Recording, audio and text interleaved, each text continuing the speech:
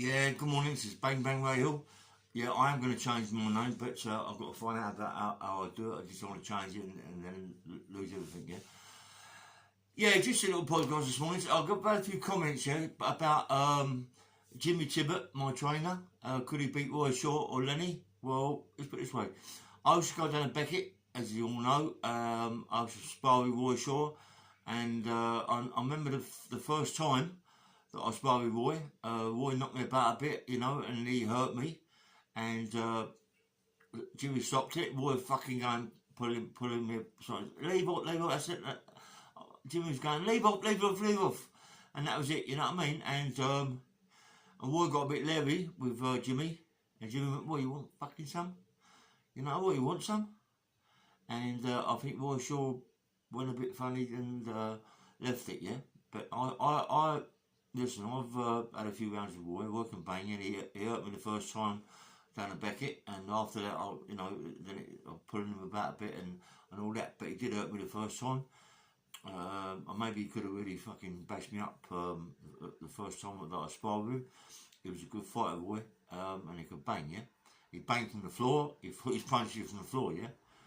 But as I say, Jimmy, I can't really say between Jimmy Tippet and Roy, but being that Jimmy was my trainer and Jimmy could hit like he could hit, I'd say Jimmy.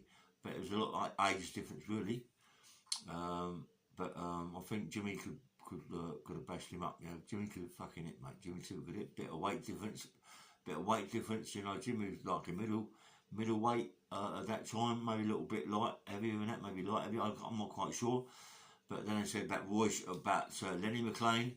Could Lenny McLean beat Jimmy Tippet Senior? Well, you know, that's a different kettle of fish altogether.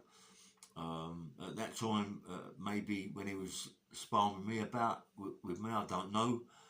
But Jimmy was a good fighter, Jimmy Tippet. I mean, if he hit you on the chin, it was all over. Don't give a fuck who you are. If you was a heavyweight or whatever weight you were, mate, super heavyweight, if Jimmy Tippet hit you on the chin, left hook or right hook, you was gone, mate, because this guy's could bang. So I don't really know when people say, could he beat you or what? If he hits you on the chin, you've lost the fight. It's as easy as that. And Lenny was a bit open, you know.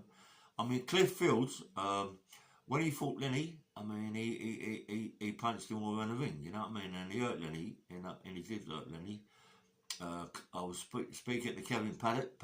Kevin Paddock said he thought Lenny was a little bit better than he was, you know, because he's heard so much about him. And he made me laugh when he said about the £700, you know. He said that Frankie Warren was giving people like $5-10 grand to get in with Lenny. And he give Kevin £700. So Kevin went a bit mad. I'm meeting Kevin this weekend, hopefully. Do a podcast with Kevin. Can't wait. It's going to be a good podcast, you know what I mean? Because, I mean, I've boxed both of them. I boxed Kevin and I boxed Sid. Out of the both of them, Kevin was the one. Kevin, you know, he was a good banger and he was a good fighter. You know, he was a middleweight, blowing up to heavyweight, and they've still got their crisp hands, and they can punch you 3 or 4 times if you know what's going on, you know what I mean? So, yeah, Kevin was the one. Sid was a banger. I mean, when I got in the ring with Sid, it's Cat Wizard Strepham for Eddie Richardson's and Terry Coombs' show. Sid Paddock could bang. You know, I mean, we went 8 rounds, 10 rounds, and he could bang. And I mean, he hit you on the chin, you knew, you know what I mean? He rocked me a few times, you know. But being in that game, you just can't go down, you know. You've got to start all the time, which I did, you know. But he could bang. I think he put me on these once. I'm not quite sure now. I can't remember. It's a long time ago, you know. But yeah, I think it's about 81, 82, something like that. You know what I mean? So it's a long time ago. You know what I mean? Because I come out of prison at the end of '78, beginning of '79. That's when I started my thing. You know, and I had 2 quick knockouts in a matter of no time at all. You know what I mean? Fought Brian Hall, but I'd already had 2 fights in, so already knocked 2 people out, you know what I mean? Anyway, I mean, I love my fighting. You know, I love fighting. I mean, I love training. I I train every day with his dogs, believe it or not, you know what I mean? I mean, we run up an hill, one down an hill. I mean, it's getting better, it's getting easier, you know, and this hill is like this, you know what I mean? It's like, it's steep, it goes in two, it's up there, and it's flat, and it's up again, yeah? And it's a real nice little run. I'd say 200 yards.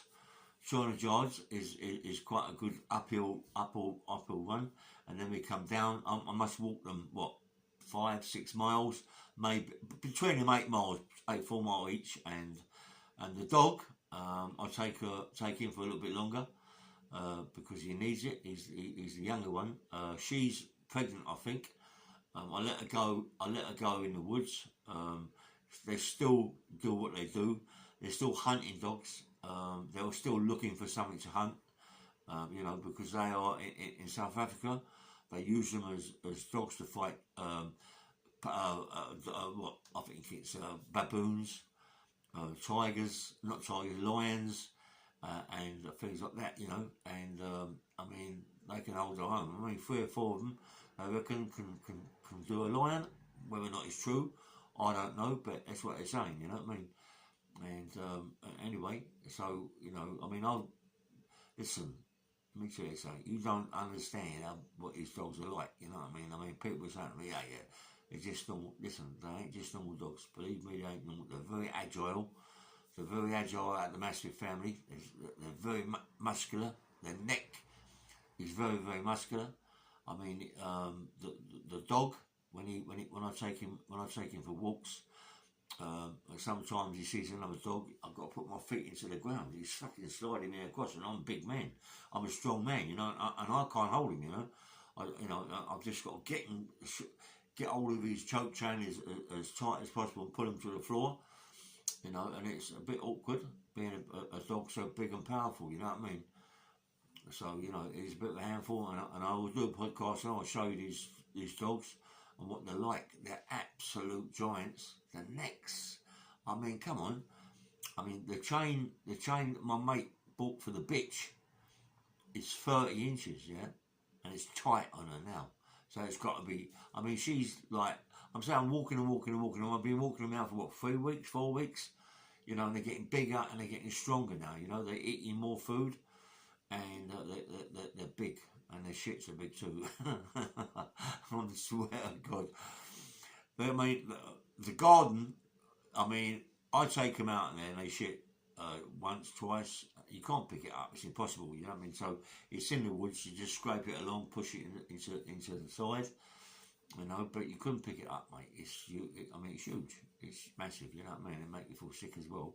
But it is what it is. And we was walking around the woods yesterday, and we noticed a guy was actually in the actual wood. We've got paths, you know.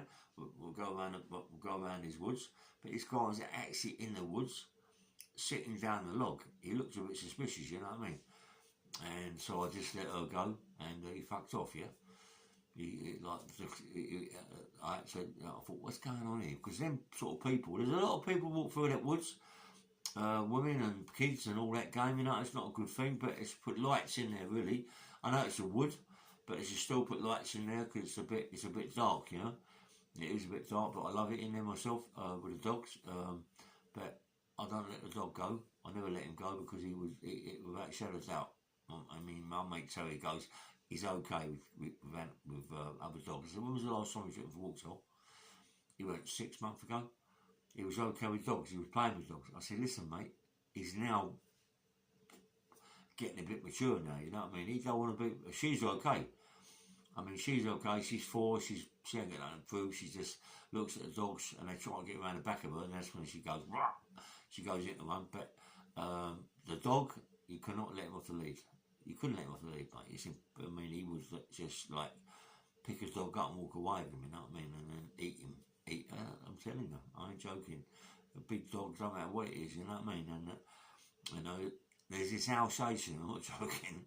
I'm going to do a video of it all, you know what I mean. But there's this Alsatian in this garden, in the back garden. These houses, I'm walking at the back of them, yeah?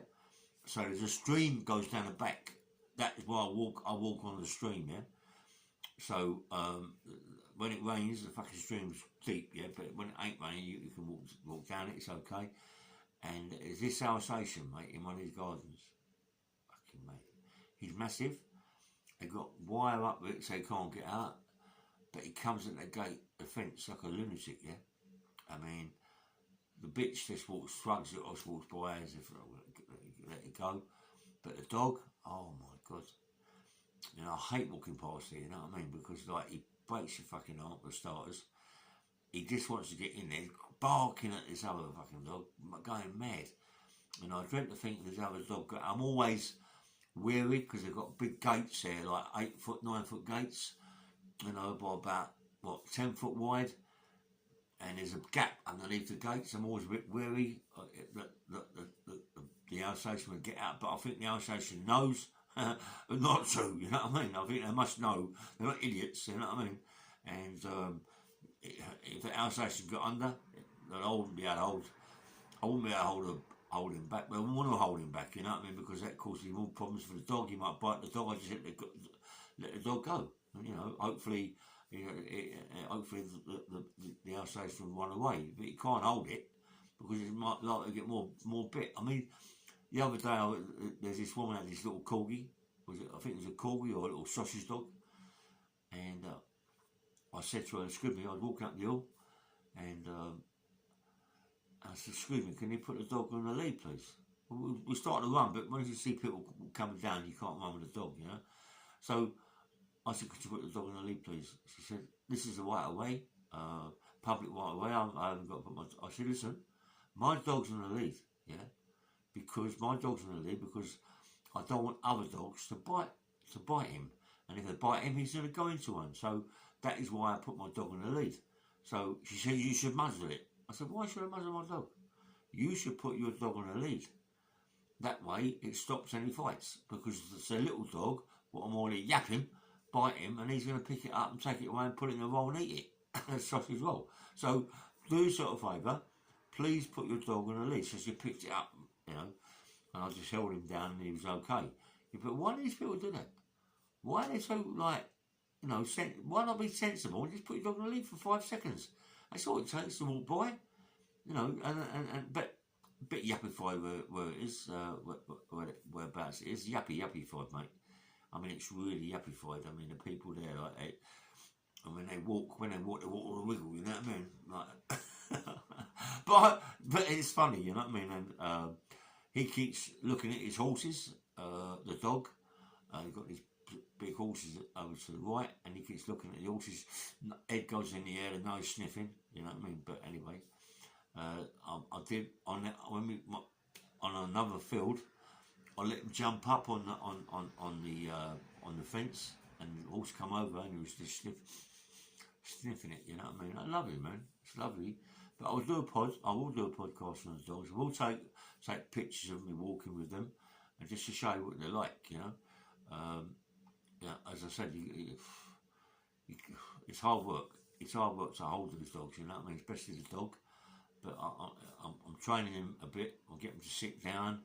And my mate Terry, he gets in the house and he just looks at him and points at him and gets him to lift his leg up, left foot up, his right foot up. And honestly, and then he lays down and he goes out and gives it a bit of food. And it's beautiful, the dog. I can't do it. It doesn't take notes to me, you know what I mean? Even if I'm taking it for walks, it won't take the notes to me. He just, like, I say sit down, he like looks at me and says, hey, you fucking go. And the bitch, she's as good as gold. I mean, when you take one for a walk, yeah, and I'll come back at a big fucking driveway, you know what I mean? A long driveway. And I try and at the top, both of them collapse. Well, the dog collapses on the floor. He's had enough. So I take him to the gate. You can't let him go. You've got to walk him through the gate, yeah. And then I let him off his choke chain and try to put it on her, but you can't. You know what I mean? It's impossible. You know what I mean? She don't have it. He won't have it. He's very jealous. So he's going mad. He's biting, nipping and biting all the time. And he's the governor. I mean, I thought she was, but he's the governor. He gets on the floor. She's a bitch, yeah. As women do. As women do on the floor. Anyway, so she submits and I go, and try to get him off, and you know, get him off, and I can't, but Terry can. And then I let her go. I let her through the gate, and she runs down to the down all around the field. Oh, she's murdered, mate. Trying to catch her is impossible, but I do catch her, and I do lay her down, and she's good as gold. But she's got a head. It's absolutely massive. You know what I mean? And, you know, if one of them dogs actually went into one, you know, like actually went into one, you've got no chance. Honestly, you've got no fucking chance. You just got to give in, mate. You know what I mean? You've got no chance. You know, well, let it bite your arm. People say, let it bite your arm. Listen, these things crush marrow bones. Crush them. I see them with marrow bones, mate. They muck about, they crush it. What would that do to your arm? Your arm's not a marrow bone, it's a little bone, isn't it? You know what I mean? It crush it, man. It's like, anyway. But as I say, I love them. And then I'll go and have a workout in the gym. I'm in the gym for what? Half hour, 20 minutes, a little workout, getting a bit stronger, getting the shape back, losing the belly, all the walking I'm doing. Come on, it's uphill, downhills and everything. It ain't easy. Yesterday, the other day, Terry bought me a pair of boots, yeah? Oh, you've got to get these Timberland boots. Okay, he bought me a pair, right? Fucking hell, put them on. Oh, they're nice, you know. But mate, the first dog I walked was the dog. As I say, he pulls you, and anyway, and it started to hurt my feet, yeah? Bottom of my feet, and this, that, and the other, because they're brand new boots, they're not worn in. And all of a sudden, it started to hurt the back of my foot, where it was rubbing, because it was loose on me. I didn't want to do them too tight. Fuck me, when I took the bitch out, mate, I could hardly walk back, you know what I mean? I was in agony, you know, like raw agony. And when I took the boots off, the back of my foot was killing me and pouring me blood, you know, and the bottom of my foot was all bruised, all the stones and all that. So I said, thanks, sorry, but that ain't for me. He paid about 160 quid for me. I said, thanks, mate, but they're not for me. I can't wear them. So I just put my trainers on, you know what I mean? And it was good as gold. Since a couple of days, I've been walking my trainers. And it's like, I've got an old pair of trainers with a toe stick through the outside, but they're lovely, mate. They're thick, and I love them walking with them, you know what I mean? It feels good, yeah? But I actually cut the back of one of them because my foot's all ripped to pieces at the back, yeah? Oh, sore, mate. But anyway, but as I was saying about Jimmy Tippet, I miss old man Jim. Best trainer you could possibly have. I mean, he taught me a lot, you know. He taught me to, you can't teach someone to bang, but you can teach them how to go into it, how to come out of it, how to uppercut it, how to cross it.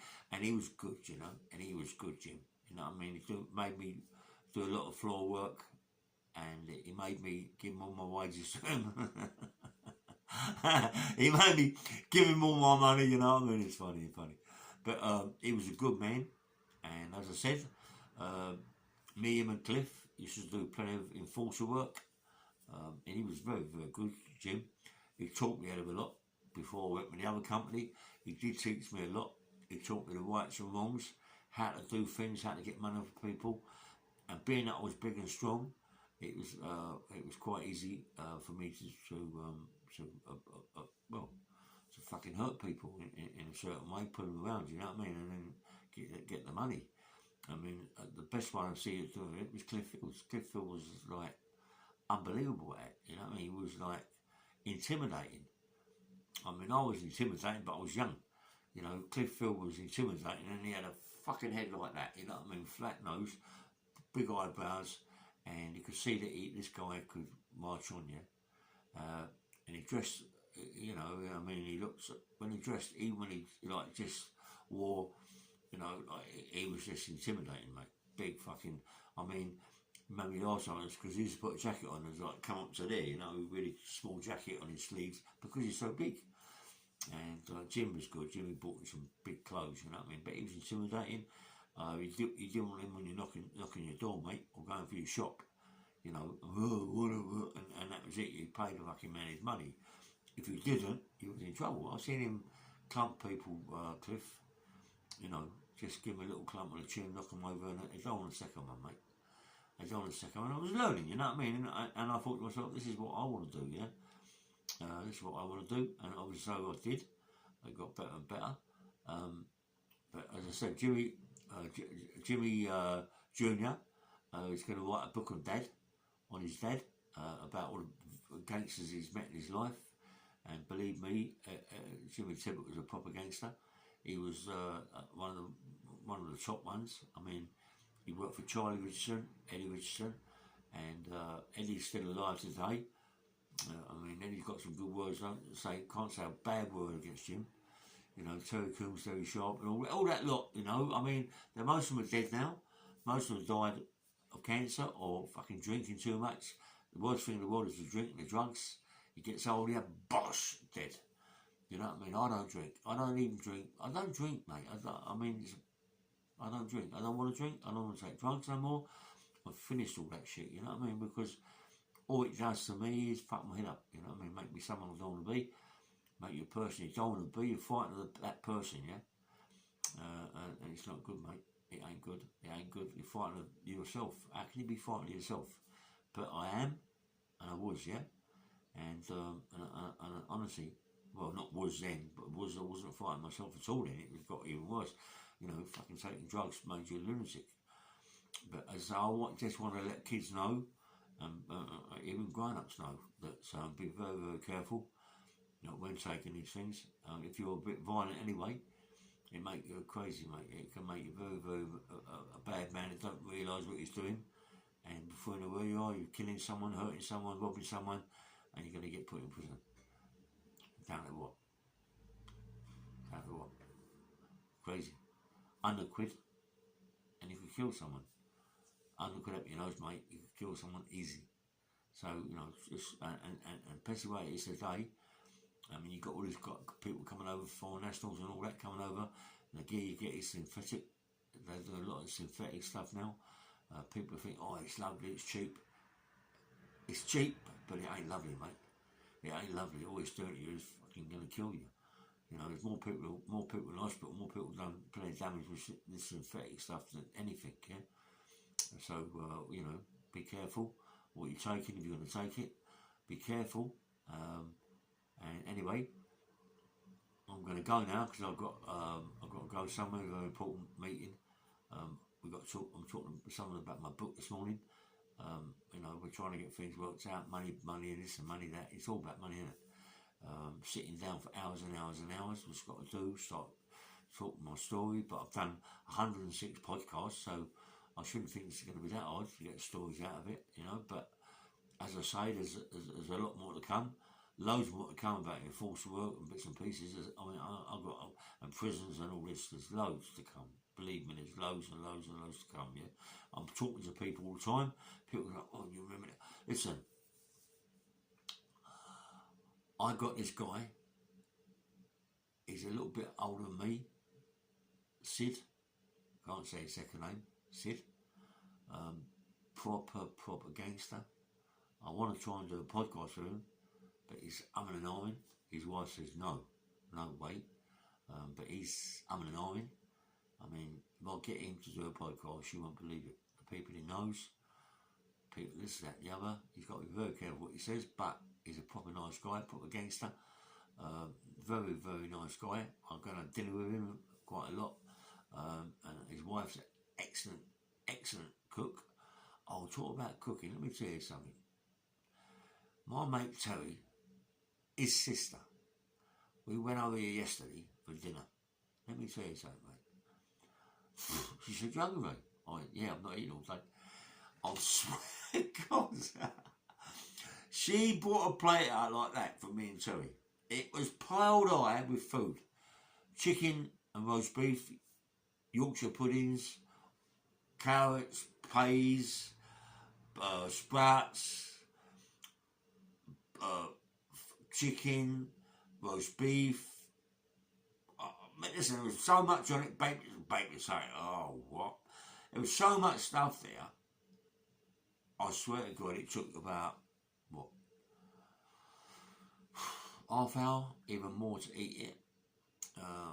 I was able to, I couldn't eat that. I mean, I've done a lot, you know what I mean? I'm willing it. My mate Terry couldn't eat it. His sister's a right good grubber.